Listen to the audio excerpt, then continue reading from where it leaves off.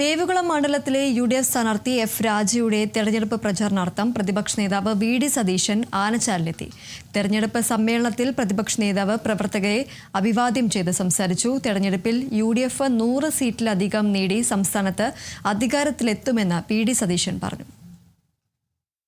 ദേവികുളം മണ്ഡലത്തിലെ യു.ഡി.എഫ് സ്ഥാനാർത്ഥി എഫ് രാജയുടെ തെരഞ്ഞെടുപ്പ് പ്രചാരണാർത്ഥമാണ് പ്രതിപക്ഷ നേതാവ് വി.ഡി. സതീശൻ ആനച്ചാലിലെത്തിയത്. ആനച്ചാൽ ടൗണിൽ ക്രമീകരിച്ചിരുന്ന പൊതുസമ്മേളന വേദിയിൽ പ്രതിപക്ഷ നേതാവ് പ്രവർത്തകരെ അഭിവാദ്യം ചെയ്ത് സംസാരിച്ചു. മഹായുദ്ധത്തിന്റെ നടുവിലാണ്. ഈ യുദ്ധം നമ്മൾ ജയിക്കുക തന്നെ ചെയ്യും.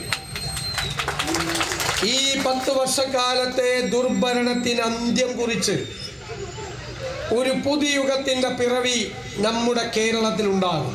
ഇവർ കേരളത്തെ തകർത്തു തരിപ്പണമാക്കി, നമ്മുടെ സംസ്ഥാനത്തെ കുട്ടിച്ചോറാക്കി, എല്ലാ മേഖലകളിലും തകർന്നു.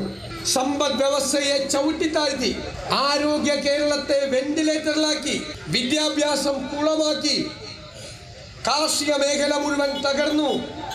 മലയോരങ്ങളിൽ സങ്കടങ്ങളാണ്, തീരപ്രദേശത്ത് വറുതിയാണ്.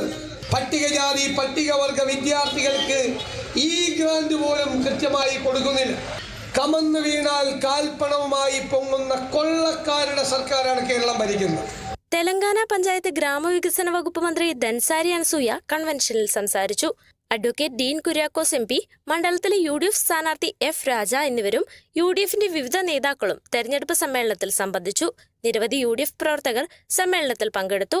ആനച്ചാലിലെത്തിയ പ്രതിപക്ഷ നേതാവിന് യു.ഡി.എഫ് പ്രവർത്തകർ ആവേശോജ്വലമായ സ്വീകരണമാണ് ഒരുക്കിയത്. Kerala vision news, Idukki.